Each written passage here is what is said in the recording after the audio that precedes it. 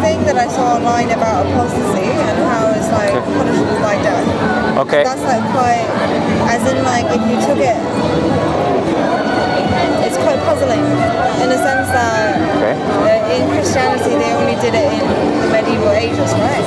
They don't do it now. I'm not saying Islam does it now, but I'm just trying to ask like what is, like why?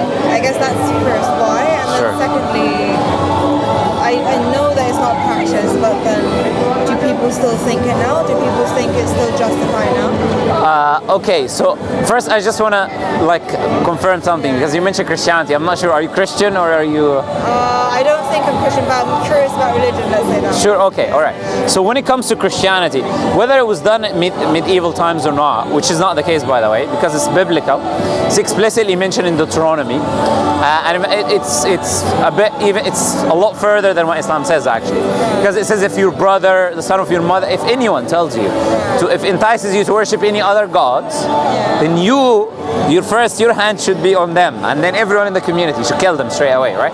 Islam says nothing like this, because punishments in Islam are not applied by the individual. So when you ask me about apostasy law, any punishments in Islam, there is a term for it we have, it's called hudud. Hudud is punitive laws. Punitive laws are only done and carried out by the government, the state, the Sharia state, the Muslim state. Why? That's after due process happening. That's why nobody can go and put his hand, oh, you entice me to worship other gods, so I'm going to kill you right now, right?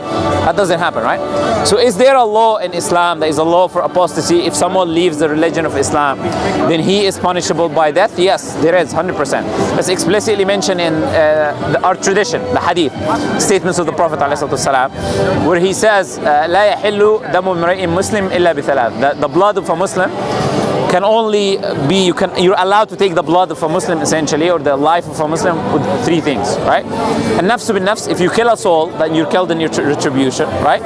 And adultery in marriage, like you cheat, of course. And at-tariku lidinihi, the one who leaves his religion and leaves the group of the Muslims. So these are the three reasons where it's allowed, right? It's mentioned explicitly in the hadith.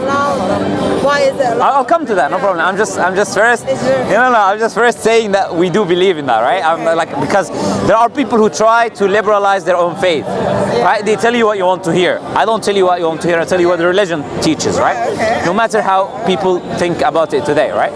So now there is a due process in Islam that takes place. Now first you ask why, what are the wisdoms? We look at the wisdom, it's very simple. If you live in an Islamic state, that punishment is only carried under an Islamic state.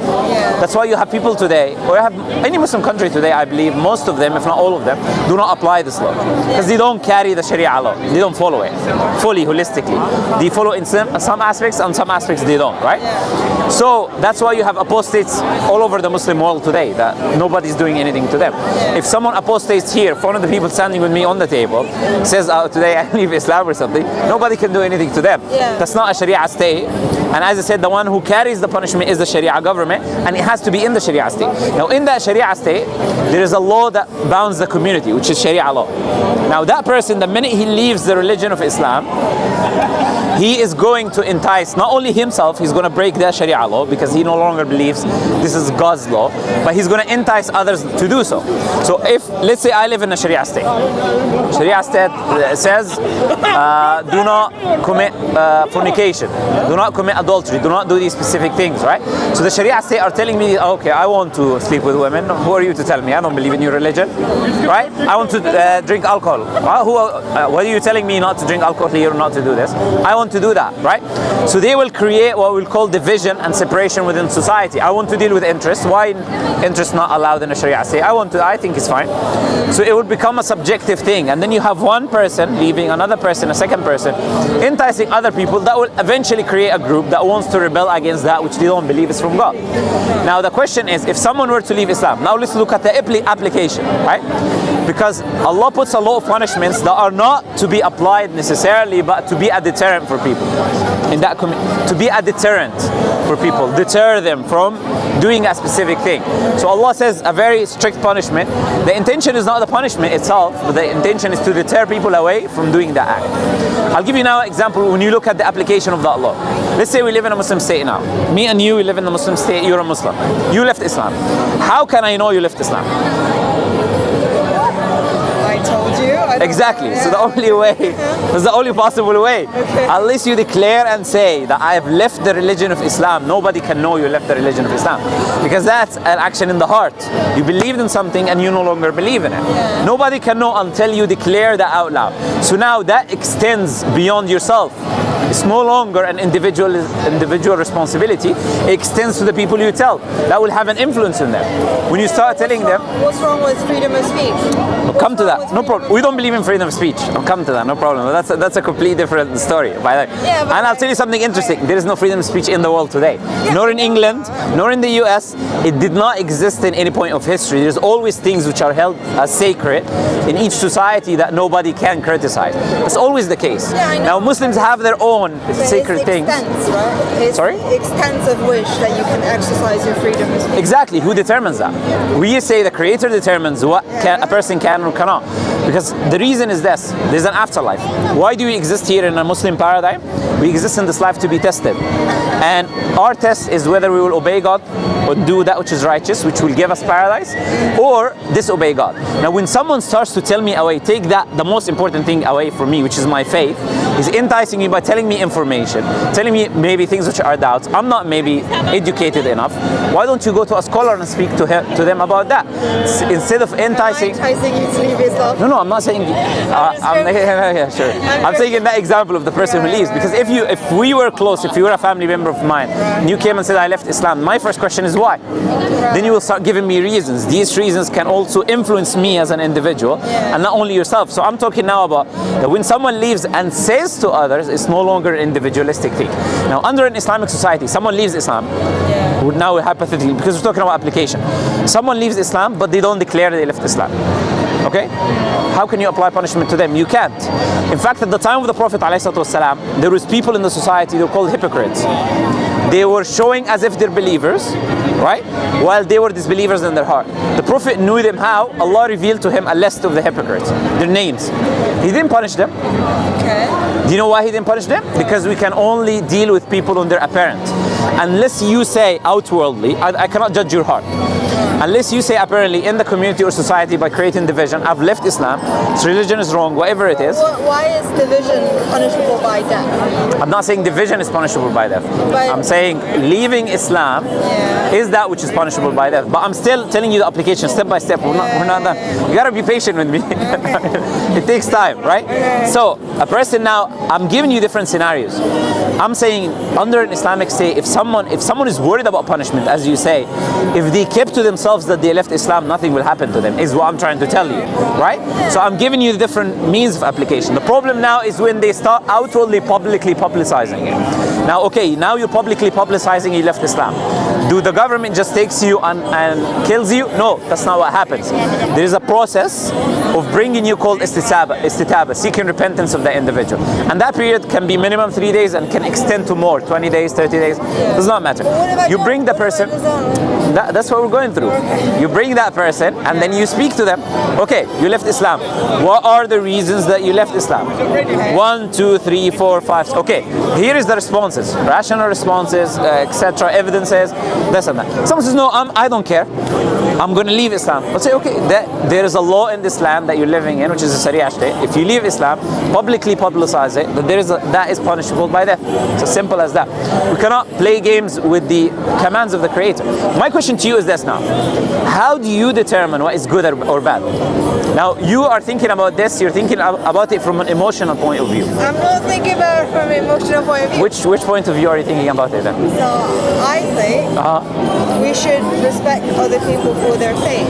Why? Because you and I, we are created equal, right?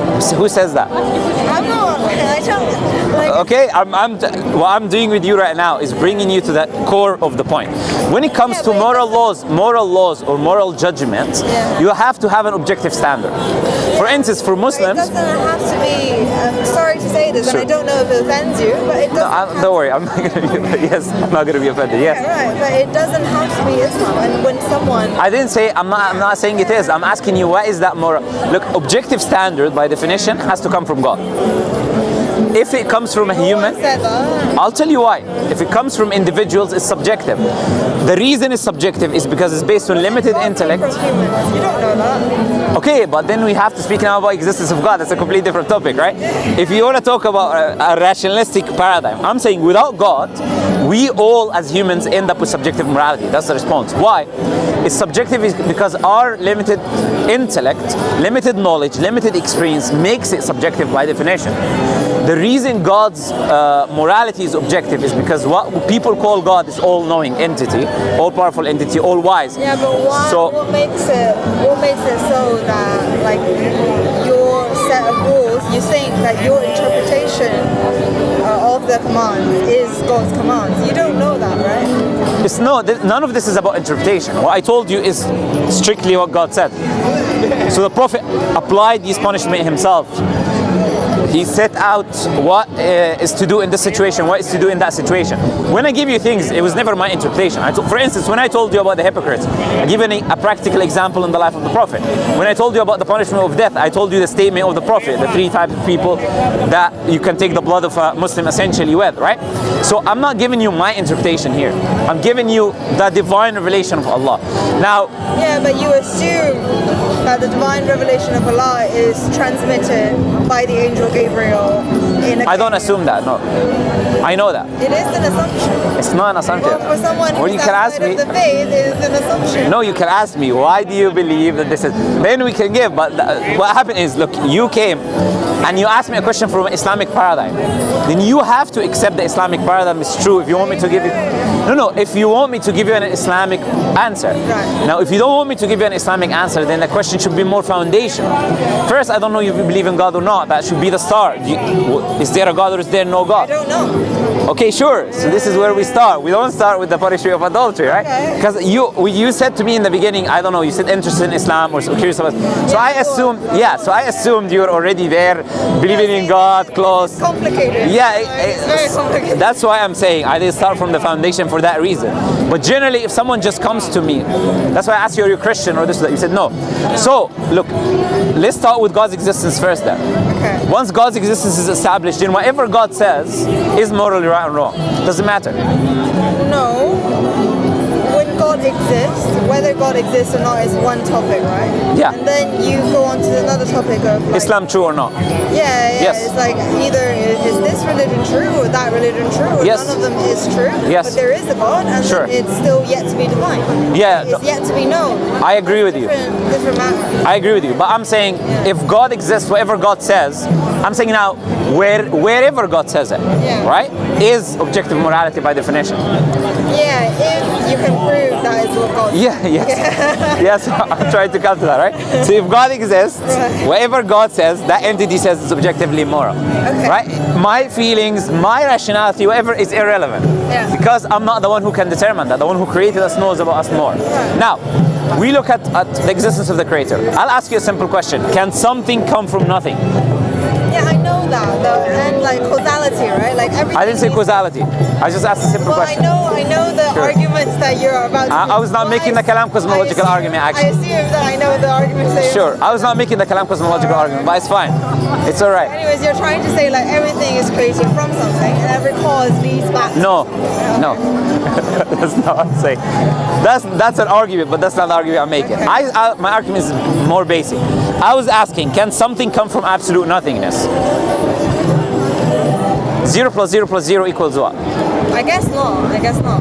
No, in reality it's impossible because nothingness is the absence of everything and anything, okay? And if nothingness is the absence of everything and anything, then the absence of something does not bring about something, okay? So, if there was ever nothingness, we cannot exist today. Yeah. No, but there is a universe right now. Yeah. Now that universe has a starting point, has the Big Bang, or whatever term you want to give to it.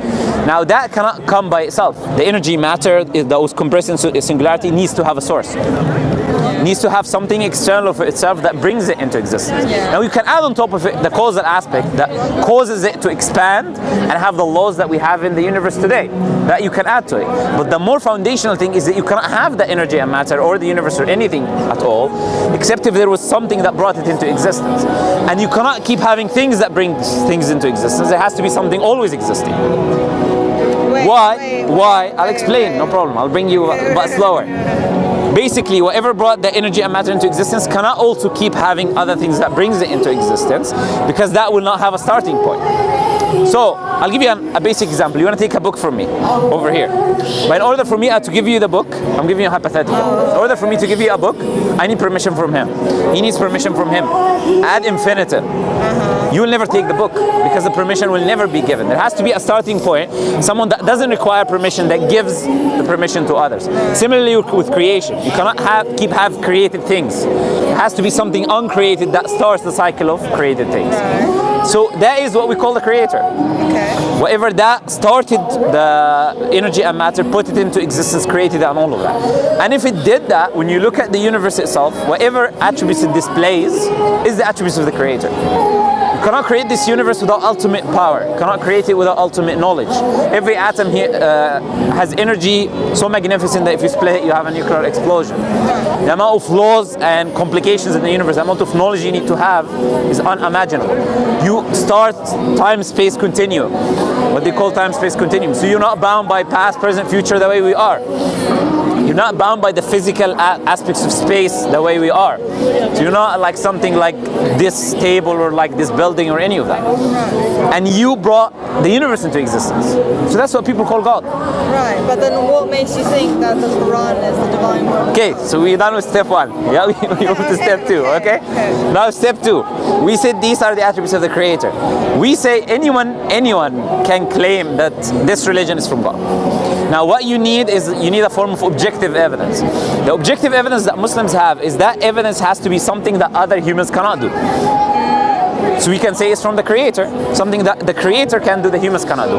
One of these examples I'll ask you, do humans know the future in detail? What will happen in the future? No, but you can make calculated judgments about it. You can make assumptions, right? You can make assumptions based on knowledge and experience in certain fields. You cannot do that tens of times and always be accurate and correct about every different field that you're not an expert in. That's not possible. So assumptions, some of them are accurate and some of them are false. So can you make tens of claims, prophecies about the future? Say this is from God. Specific prophecies. Some of them are time bound, some of them are people bound, individual bound, and everything you say happens the way you say it will happen. Is that possible? It's not possible. Okay. Yes. Sure. Yeah. So no, it is not possible because we are bound by the time-space continuum that I was telling you about. Yeah. So we're bound by time, past, present, and future. We cannot access the future. We have to be in the present, and the present then goes into the future, right? So we have Prophet Muhammad doing that, prophecies of the future, making tens of them. For instance, I'll give you some examples, right? Prophet Muhammad ﷺ said you will see the barefoot Bedouin Arabs. Bedouins are those who live in the desert, tents, they don't have buildings, all of that, right? He said you will see the barefoot Bedouin Arabs competing in building the tallest buildings. Where's the tallest building in the world today? Burj Khalifa in Dubai, by the way, is the tallest building in the world today. Who's competing with them is Saudi Arabia, another Arab nation. You have Kuwait also building a very tall building. You have these Arab nations building. 50 years ago, these Arab nations were deserts. What changed? Do you know what changed? Oil. The Prophet said the earth will puke its treasures and money will become abundant within these Arabs. And then what he also said, what I told you, is that they will be building tall buildings. Now the Arabs throughout history were not known to build tall buildings. They were not known of that as a civilization. In fact, they make holes in the floor and hide from the heat. So in, not up, yeah? You had the Romans and Persians building. You never had the Arabs doing that. But the Prophet said that 1,400 years ago, and it's actualizing today. The Prophet said you will see the deserts of Arabia becoming meadows and rivers again. So be green and rivers. And he says again. What does again mean? Like it was before. It was before. So he's making two claims. Now you open Nature, Middle East. Nature, you know Nature magazine, right? one of the biggest scientific magazines in the world, right? So I'm just making sure you do, right? So Nature Middle East, they have a research called the greenery of the deserts of Arabia, or greening of the deserts. Oh, sorry, no, that's the NASA one. They talk about the history of the deserts of Arabia, and they show you how there is fossils of animals like elephants and whales or whatever it is that can only live if there is an excess amount of water there. Cannot live in this region otherwise. They show you traces with satellites of 10,000 Asian lakes. So that information Prophet could not have known. He's not going to study fossils and have satellites telling him about 10,000 Asian lakes. So he's making a claim about the distance past, but also the future. NASA has this article called The Greenery of the Deserts of Arabia.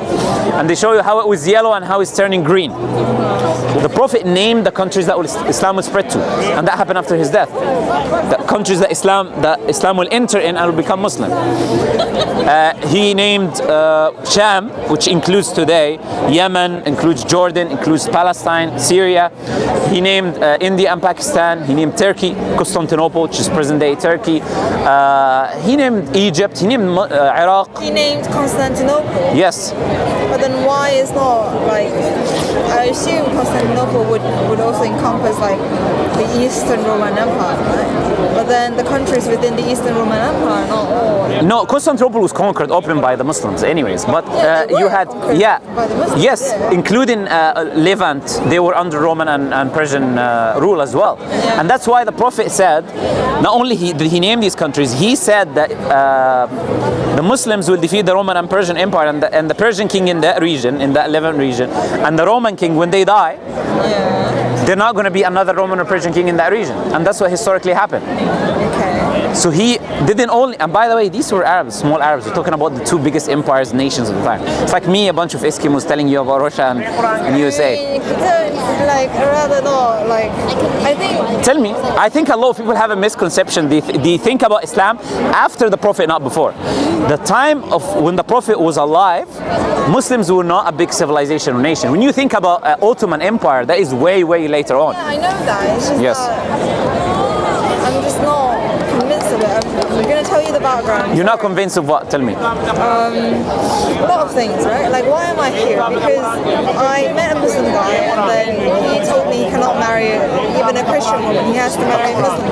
And then you should have told me from the beginning. Yeah, it's okay. Sorry. No, it's alright. It's okay. Sorry. Yes. But, like, basically, that's what happened. And then I started researching Islam. Yes. And then there are a lot of things that I found that are beneficial, right? Okay, sure. Yeah, I'm not going to recount it here. Sure. That's fine. That's fine. That's, of course there is. Everything. Yeah, of course. But there are things within the religion that I find to be very puzzling. So okay. Apostasy would be one. Violent jihad would be one. Okay. Halal food would be one. Whether it has like, there's another one. Sorry, let me give me a sec. Oh yeah, dresses for women would be one. Okay, sorry, sure. it's just that's fine. I'm listening. Culture so much. Yes. That I just can't. Yeah. Sure. Okay. Before we do any of that, okay, you mentioned your background. You made this Muslim person. That's irrelevant to the point I'm about to make. The reason I was presenting you these things, that's one example of evidences for Islam. There are many more. Yeah. The reason I'm presenting you that is when I tell you these are objective moral teachings, the ones I was telling you, the responses to the questions, that it's no longer based then on me. I need to convince someone necessarily using rationality of every aspect of the teachings of Islam. That burden has been lifted off me the minute I proved this was from God. If I don't have evidence this is from God, then maybe I need to rationally, because it's a rational idea then you have your rationality, I have mine, and I try to convince you rationally. But humans' rationality is limited. And humans' acceptance of ideas is different. Like I've presented the same idea to multiple different people, many people accepted it. Some people have an issue with it. So that's why morality is not based on our personal subjective experience. I said to you, that apostasy law, I see no issues with it. And I'll tell you why. Because the only person who can be punished with that law is the person who wants to be punished by that law. How is that you have to publicly go outside and say that I've left Islam. Not only that, is when that period I told you of repentance happens, you can pretend and say, oh, okay, I came back to Islam, and live your life as a non-Muslim, no problem. Pretending as if... What if I don't want to? What if I still say again, so that's what I'm saying. Okay, so that's arrogance. What if I hurt no, you are hurting someone by publicizing the idea. You publicize the idea. Ideas are free. That's the only thing that you have. Do you understand? No, I disagree. Ideas are the only things that we have. Sure, I'm disagreeing with you. I'm saying to you, the minute we've established something to be divine law, then any ideas other than that divine law is by default something opposing something which is good. Now, if I don't have evidence that this is divine law and this is truly not from God, then I agree with you. Then they're just ideas. You're coming from a subjective paradigm. Is the ideas are just things that humans make up. Meaning, you know what? I don't think my culture is a subjective paradigm. I don't know what your culture is. I mean in general. Sorry? I'm Chinese. Okay, I mean in general, right? I mean in general. Yeah. You think, okay, someone has an idea, someone has also an idea, everyone has a right to his ideas. I'm not talking about humans here. I'm saying these are commands of God. And then there is a human opposing the command of God, which is harm by default because they're going against that which is guidance for mankind. God knows what is good and harmful for the society. And based on that, we follow it. Agency away from people. That takes. No, it doesn't. It does. It takes agency away from you. And then. How does it take agency away? Because you never be able. Sorry to say this, but yes. I feel like you would never be able to think for yourself, right? Like that's the issue that I have. I think for a Chinese person, that's the last thing you would say. In China, can you criticize? I'm responding now. Can you criticize the government in China and talk about? I'm not. No, I'm saying can you? I'm saying can you? Okay, thank you. So you just proved my point. So under any civilization. I'm not saying the Chinese society is great, right? Okay. So you're criticizing the Chinese. No, I'm not trying to get you in trouble. I'm not trying to get you in trouble. I'm saying something very simple. Look, if whatever idea it is, there will always be an idea that humans replace, that they will hold high to, and they will punish people for going against. You have treason laws now against the state that is punishable by death. You agree or disagree is irrelevant, but they say, okay, this is the highest sin you could make. Is you make a treason against the state, we will kill you. Okay, I don't care. Like for us, is the highest treason is to go against the one who created you once you were a Muslim and have an influence on your society by publicizing it. Now, who determines what is the highest sin is the Creator. It's not, you go to any society and culture, as I said to you, there will be that thing. Whatever that thing is, it will either be man-made or from God. Yeah, but like... But as I said, that punishment is only on you. You live in a Muslim state. If you live in a Muslim state, in a Sharia state, you have to abide by its law. You don't necessarily agree with every law here.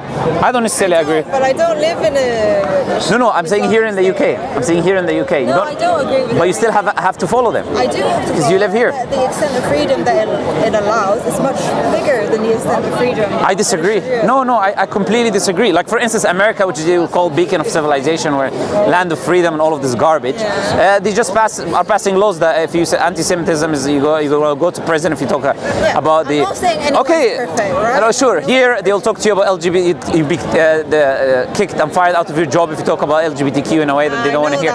Okay, sure. So whichever society you bring me, I'll show you these ideas to claim these are their gods. This is the liberal God. The liberal God is the LGBT. I don't think they claimed it to be God. It's not about claiming. It's about how they treat it. For me, the idea that you hold the Most High, that nobody should criticize or can criticize, is your God in that sense. You don't have to say God meaning it created the universe. It doesn't have to be that. Yeah, right. It's a God in a different sense. Yeah, so, but it's open to criticism, right? It's open to change. It's not open to criticism, that's what I was saying. If you criticize anti-Semitism, you go to prison. Criticize LGBTQ, you get fired. It's not open to criticism. If you criticize Chinese government, God knows what's going to happen to you. I know, but so it's not. Getting fired is not the same with getting killed, right? It's different. Again, it's different. You're removing that aspect. The only time you're actually punished and killed is where you want to. You're going to arrogantly say, I'll die for my idea, I don't care. I want to go out and tell people I left Islam. Okay, so you live under the state. They told you, look, here is the law. You want to keep it to yourself? Keep it to yourself. But under our state, you cannot do X, Y, and Z, or it's punishable by X, Y, and Z. And we'll give you a chance. We'll give you a repentance period. What if I just don't want to? What if I just don't You want to die? So the person wants to die. I want to be honest to myself then. No, honestly, leave the Sharia state, go somewhere else. Why are you living under a Sharia government? Well, what if I'm not able to? No, there is states, I believe until the end of times, this is what Muslims believe. There will be Christians, there will be Muslims, there will be Jews. Because Muslims... Not anyone secular, no. Sorry? Not anyone. No, atheists exist, of course. So atheists exist as well. But the point I'm trying to make is that there's different societies, right? Muslims, Christians, Jews, and everyone else. I didn't say that, by the way, yeah? I wouldn't even put Christians above Jews, but that's a different story, right?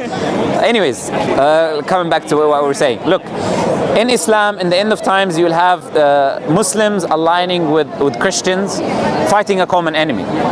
So that means until the end of times, there's other civilizations, other countries, other. If you don't want to follow the laws, you don't like them, you're welcome to go to another state, which is a Christian state or whatever, which by the way, if it's a Christian state, it has the same law, even worse, and I was telling you about that in Deuteronomy. There is no if it is Christian Jewish state by definition. That's what I'm saying. If there is a Christian state, then there is a worse law that is waiting for you. If there is a Jewish, Deuteronomy is the same for Jews and Christians. There is a worse law that is waiting for you. So if you're an atheist and you want to have your own morality of not criticizing LGBTQ or treason against the state means death or whatever other things, it's up to you. But under an Islamic Sharia state, it's a divine state, divine law, this is the law. Someone can tell me, I want to die, you know what, I'm going to be honest to myself, so I'm going to die. I say, okay, it's up to you, bro. You want to die, you can die. But there is a way for you not to die. So it's a choice. So the agency that you were talking about is not taken away from the individual. It is completely taken away. It's not taken away. Because the person can avoid being killed if he wanted to, even though he left and then I Islam. sacrifice whatever I believe in to be true, right? Where's the sacrifice? You just keep it to yourself. I would sacrifice it. Well, how do you sacrifice it? Because I'm not practicing what I believe in. No, practice what you believe in. No, you will be pray 5 practicing. times a day. No, I disagree with you. You will be practicing what you believe in. You're not going to be praying 5 times a day. So you've left Islam now under the Sharia state. You practice whatever you want to practice. Presumably, like I'm still within a culture that does that, right? So everyone around me will be keeping Ramadan, will be praying. So what? And then I don't want to do that. What do you want then? I don't know. See, leave the society. Living in okay. Like you see, you're not making a rationality, rational point here. Look, this is. What if I just want to publicize it then, right? Like, what if I believe? Okay, then you want to break the law, and there is a punishment for breaking the law. It's as simple as that. I'm telling you, it's a choice. If nobody's going to force you to practice Islam. That's the thing. You want to leave and keep it to yourself. Leave and keep it to yourself. Do whatever you want to do. You want to, change your gender and become a potato. That's not our business, right? People can do that if they want to do that. But we're saying under the Islamic state, under that Sharia state, it's a very simple thing. Okay. There is laws. Allah knows what is harmful and beneficial for society. We see the example of that today. Now, that is the last thing I'm going to mention on this point. We see the example of that today. There are people who left Islam left, right, and center, and now it's a career for them. They title themselves ex-Muslims. They go on social media platforms talking evil about Islam, about the Prophet of Islam, trying to bring stuff to make Muslims leave Islam. It's not about, freedom of ideas. It's about them hating the idea of Islam, the religion itself, and then trying to get as many people away from it as they can. Now Allah knows how people are and how the human. Now they're living in a state where there's no punishment. So they ask people, donate for me because I'm fearing for my life. I'm talking against Islam, moving people away from Islam, so donate for me. And you have these tens of these channels online. Yeah. Now Islam will not allow that, which will keep people in harmony as a society. You're not going to have a son one day say, father, I'm going to go and become a potato and change my gender. And then he has to speak to him, where is this coming from? I was watching this atheist social media. That happens today, by the way. Yeah. This happens in this day and age. Now, that is not going to happen in an Islamic state because Islam harmonizes by keeping that harmony in society. You want to disbelieve yourself, follow your life and die and then be punished in the hereafter because Islam is the truth. And I was given reasons for why it is.